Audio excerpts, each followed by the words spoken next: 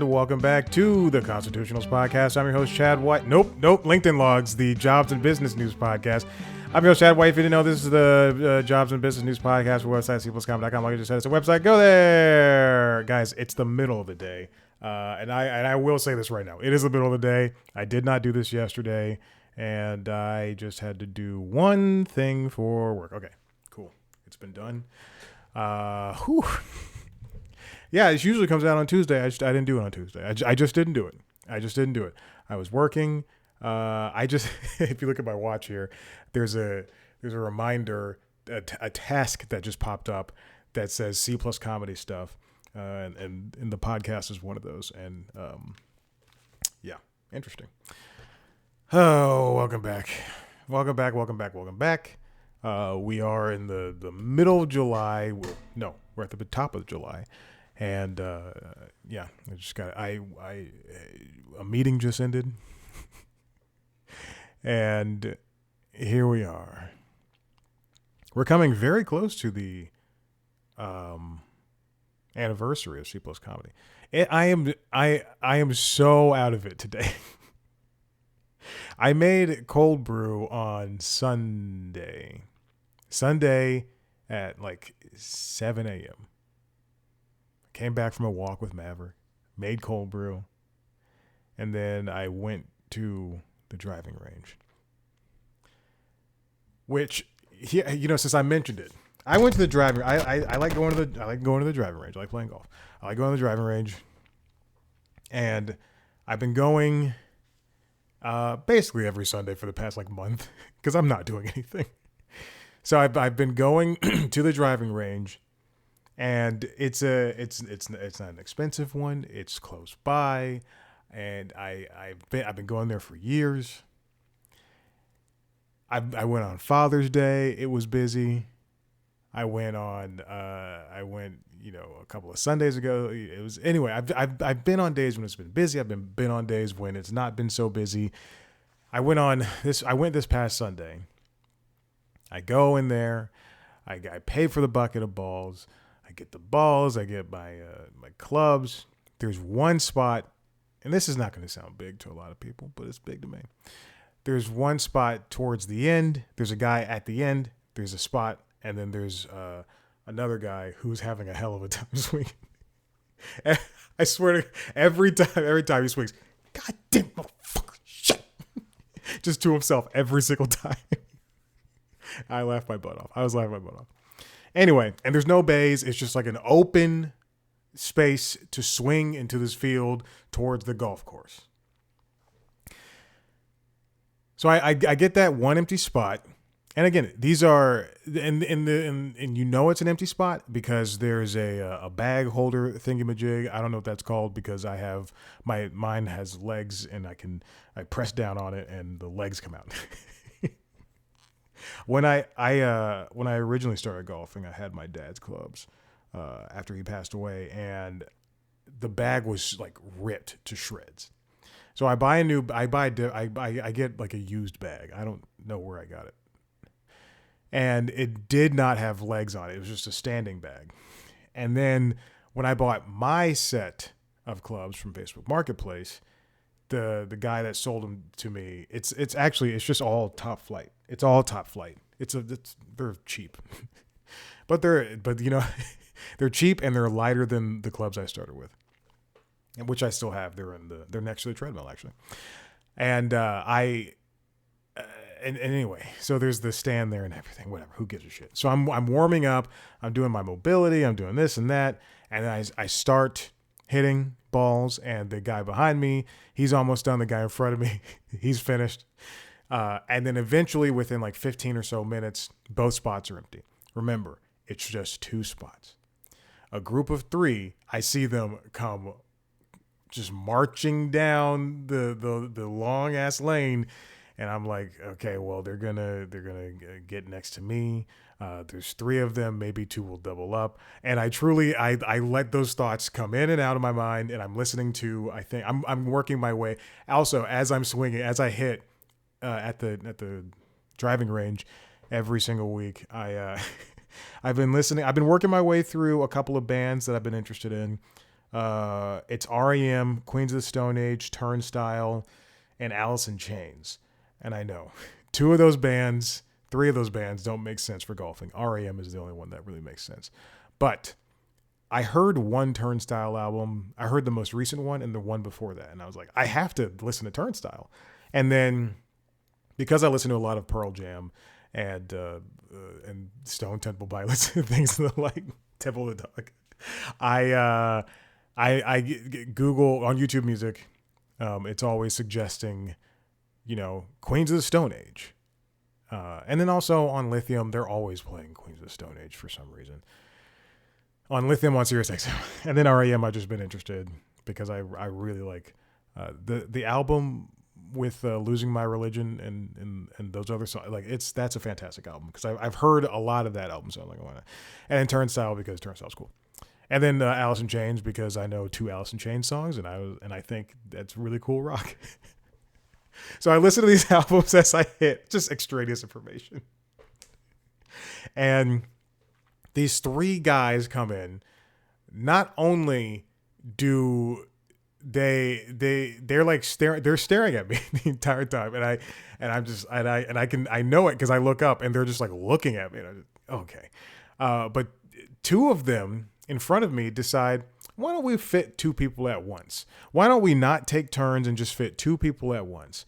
And they both, are now. So now they're pushing towards me, and one guy, and I'm not kidding when I say this. This is not a joke. It's not over exaggeration.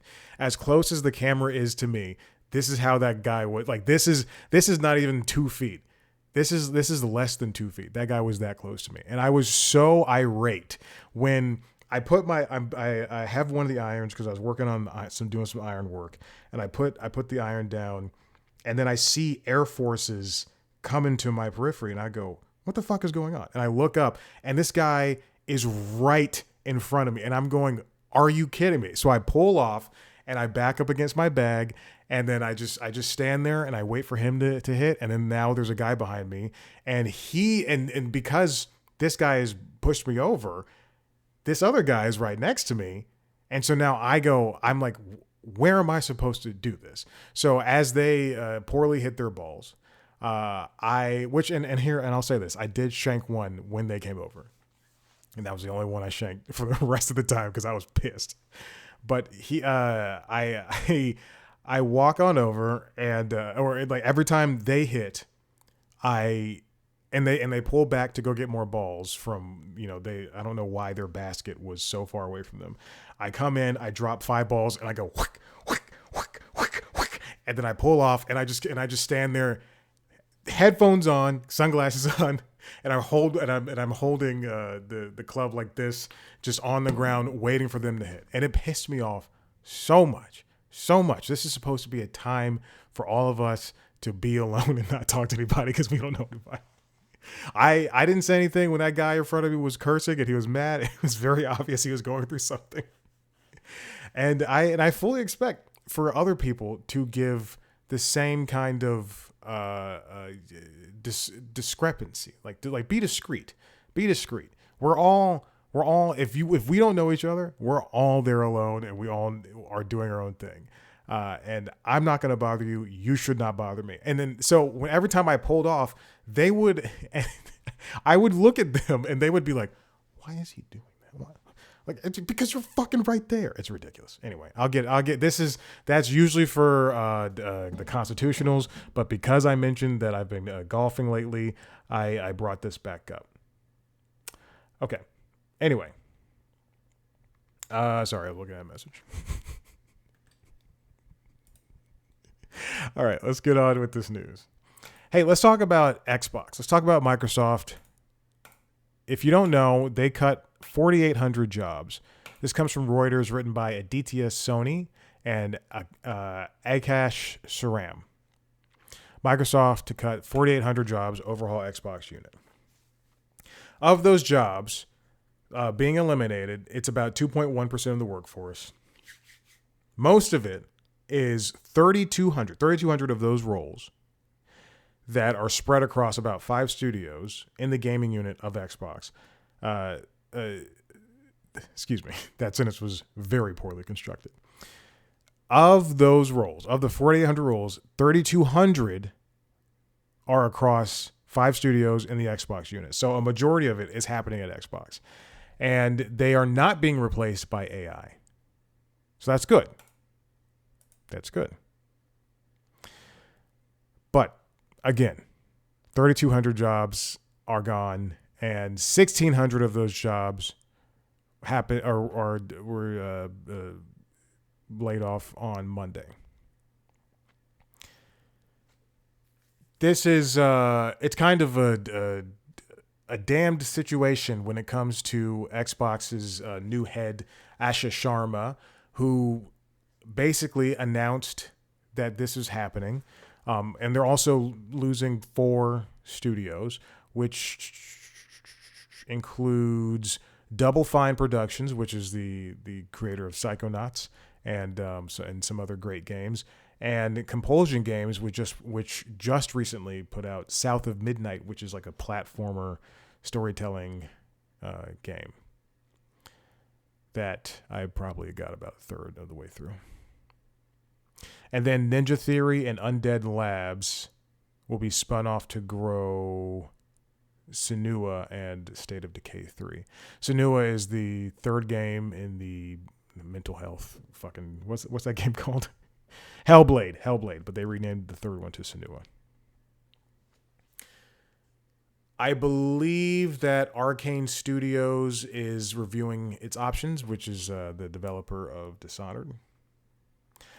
I don't understand how this is happening if Microsoft is really gung-ho about gaming, the Xbox division, then this doesn't necessarily need to be something that happens. It's, it's the big company Microsoft, which makes billions and billions and billions of dollars. They did not have a bad year last year. In fact, they had an amazing year, mostly thanks to AI.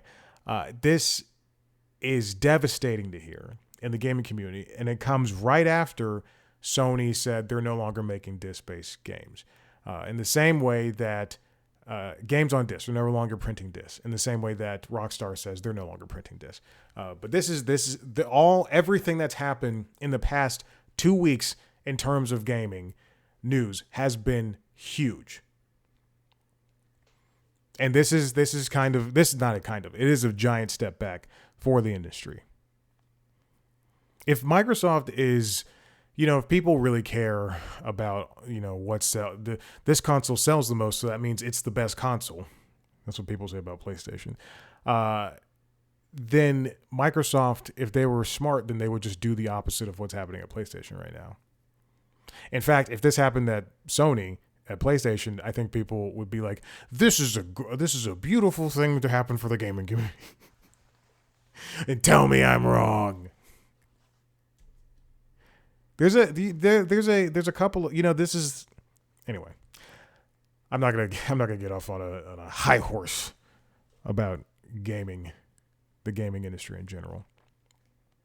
I think the gaming industry is a lot more messed up than the entertainment industry, because people also there's a massive amount of crunch, and people also just don't get paid for what they deserve. And that includes people who make the games and voice actors and everything. According to Parth Talsania, CEO of Equisites Research, a lot of these are just made up words. This person says Targeted Cuts makes the announcement read more like portfolio reallocation and operating discipline than a fresh catalyst for the stock. In the near term, the market is likely to reward Microsoft less for headcount reductions and more for evidence that AI monetization is scaling faster than AI-related costs. If anything, I think that, I don't know this jargon about AI, but if anything, I would think that reinvesting into the gaming unit, it's especially with Microsoft. Microsoft is a company that in the last 5 or 6 years under Phil Spencer went out and purchased a bunch of studios just so that they could have exclusive games to pit against Sony and PlayStation. If anything, I would reinvest in those games. We hear about these games that are being canceled left and right, or we hear about games that are secretly canceled. And if all of that is to be true, because something's not working out, not everything has to be a blockbuster. In the same way that, look at I was going to say Disney, DC's Supergirl. That was, I don't know about anybody else, but I saw commercials left and right for it.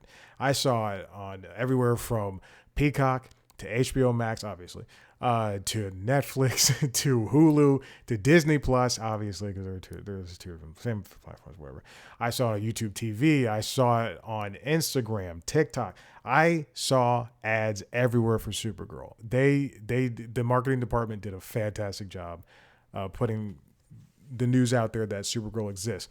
However, that did not translate to box office success. In fact, it is probably the worst performing DC movie in ages, even worse than Joker: Folie à Deux, and the rest of it, and Superman, which I think came out last year, right? It's a shame. It's a shame too that something like this is happening, because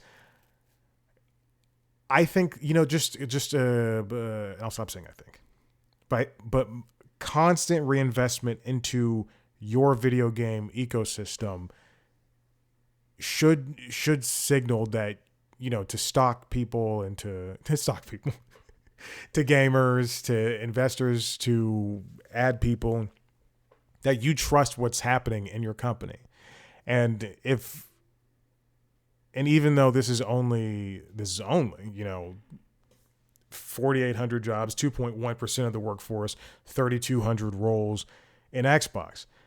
If this happened in Nintendo, I would be taken aback, and in the same way that I'm taken aback with Microsoft. That many jobs should not be lost. Sure, there's going to be some type of reduction in the workforce when it comes to this stuff, but man, it's not right what happened. Hey, speaking of layoffs, this one comes from The Athletic. It's written by Mike Vorkunov. NBA lays off dozens in reorganization focused on expansion, local broadcasts, source. This happened last Wednesday, correct? The NBA laid off dozens of employees Wednesday as the league continues to overhaul its workforce to address new priorities, a source with knowledge of the decision, who was granted anonymity to discuss the sensitive topic, told The Athletic. The NBA has reorganized itself over the last year as the league turns its focus to a new league in Europe and deals with a decaying domestic broadcast ecosystem. It shuffled executives around this past fall and implemented an organizational restructure. Now, you hear about something like this, and then if you pay attention to the news, you should immediately think about what happened with the NBA rights when Warner Brothers did not get them back on TNT. Wouldn't you think that since Peacock and NBC and Peacock rather, won these rights to broadcast these games, and now a lot of these games were this past season on Peacock and NBC's broadcasting channel, as well as NBC Sports, I think, as well, the newly reformed NBC Sports television network. You would think that because we know how much sports rights cost, you would think that, hey, they're doing well. But unfortunately, that money, again, in the same way that Microsoft is doing well with all his AI bullshit, and it just doesn't trickle down. Trickle down economics. Reagan was wrong. Wednesday's layoffs put the NBA further down the previous mentioned path of organizational restructure. They're relocating resources toward other areas of emerging growth, such as the WNBA and the planned European League, as well as into its local media strategy. But the thing is, I would love, if that is true about the WNBA, then I would love to see more games, not just on television proper, but on places that in places that people can easily access. Just because a game is on Ion doesn't mean that I'm going to go search it out on Ion. You put it on NBC, you put it on ABC, you put it on Fox, you put it on CBS, even the CW, then I'm more than likely to watch it. But if it's even the NBA channel, I was this morning when I was preparing to watch tennis, Wimbledon, I was scrolling through the YouTube TV in order to find ESPN and ESPN2, and I think I've been bitten by bugs because I'm itchy as shit. Sorry, this is a very explicit episode. Usually I don't curse on this show. I try not to. But when I was scrolling through, I saw on the NBA network that they were airing some sort of WNBA thing. It wasn't a game or anything. It was like a doc or something. But to me, I thought, hey, this is like, they should just invest more into the WNBA and have more access to behind the scenes analysis and shows and things of that nature. Because right now we are in the middle of the WNBA season. So wouldn't it be great to turn on the NBA network and have all of that happening in the same way that, you know, if on Sirius XM, they should, on the NBA channel, there should be WNBA shows. I don't know if that's true or not, because I don't listen. Because even though I do have the NBA channel logged into a preset in my car, I never listen to it. It goes the two local NPR stations, NPR and GPB. One is run by Georgia State, and then it goes Howard, CNN, Miss Now, BBC News America, NBA, NFL, and then the music starts. For a long time, when I first got SiriusXM, I had Netflix is a joke because I felt like they played not the best. I felt like they played the most comedy with the least commercials, and then I never listened to it. And then I replaced it with Road Trip Radio or something. Right now, I'm toying with, this is so boring. Right now, I'm toying with Mosaic and right after Road Trip Radio and Pop Rocks. Pop Rocks are rock songs that hit the pop charts. So unfortunately, it's great. It's great, like early 2000s, late 90s. You know, like Dear Maria, Count Me In. I love that song. It's stuff like that. Blink-182, and then it'll play like Imagine Dragons and like Maroon 5. They play a lot of Imagine Dragons. Oh my god! And sometimes we'll play like Noah Kahan or something. All right. Anyway. But if this is a like true reinvestment, then I would like to see this all over the league. I would like to see this throughout whatever the NBA plans on happening.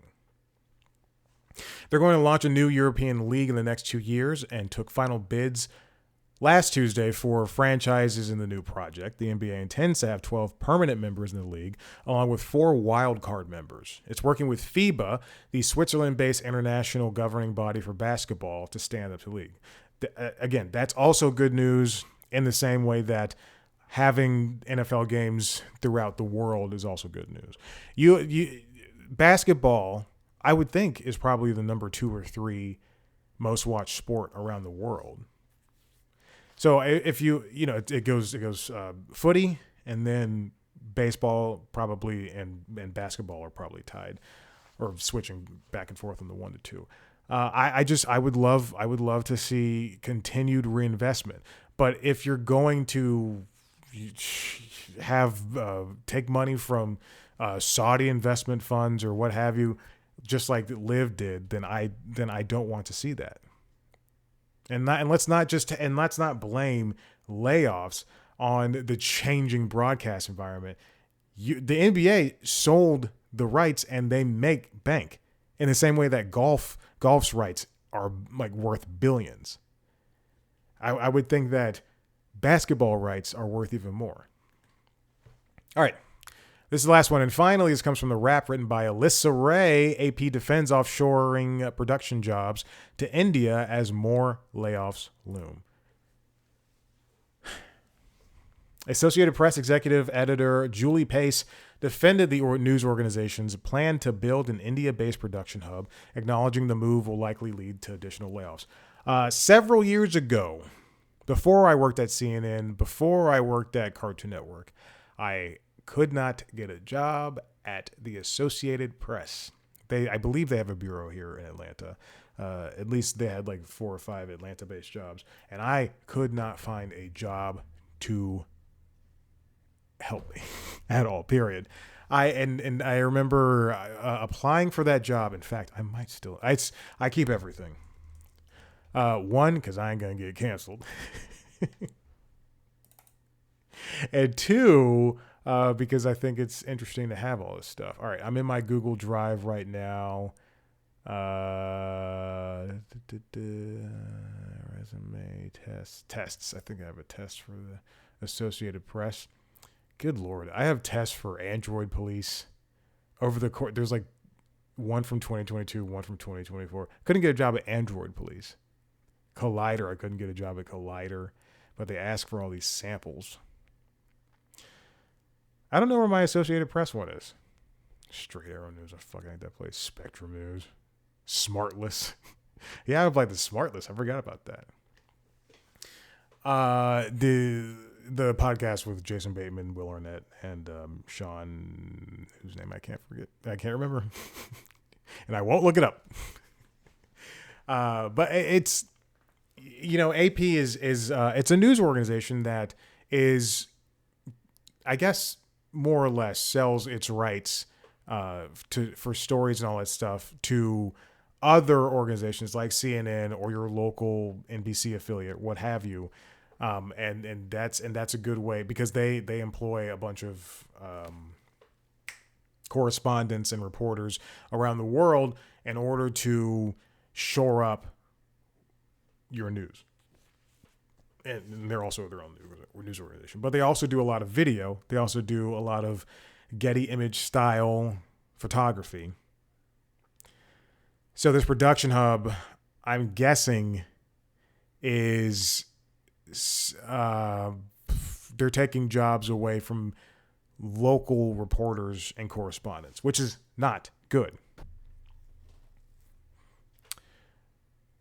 Oh, let's see. I'm reading a quote, and I don't think that is okay. So visuals are incredibly important to AP in its future. This is what the AP executive editor Julie Pace wrote in a memo to staff obtained by the New York Times' Ben Mullen. To that end, we are planning to develop a centralized global hub in India, which is already the biggest issue. Like, that is something I don't want to hear. To increase the size of our production staff to scale both our video and photo capabilities while improving speed and quality. If anything, this is not going to make things better or easier. This is just a way for them to pay half of the money to like a different area of the world where they don't have to worry about what's next. Anyway, this is such a baffling move, because I don't necessarily, if this is a way for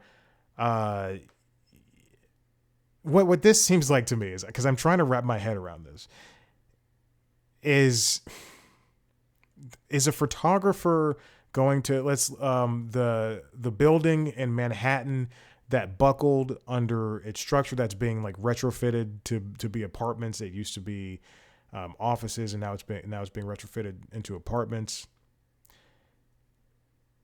What this seems like to me is, what typically would happen is AP would hire a reporter and a photographer to go out for the story, or send out a reporter or photographer to go out to the story and then do the story, take pictures, write a story about it, and then put it on AP, which AP will then be like, hey, you're in Minnesota and you don't have a New York person, buy the story for, I'm just making up a number, $50. I'm just making up a number. They're not buying the story. They're licensing it.